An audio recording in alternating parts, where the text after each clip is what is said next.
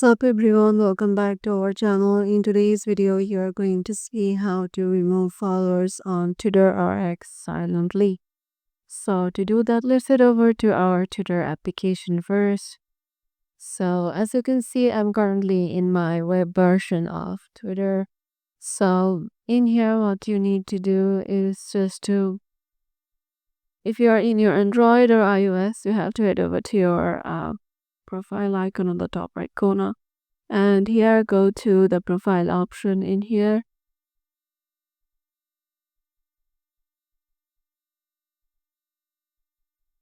So once you're there, you find your followers and following list in here. Tap on followers.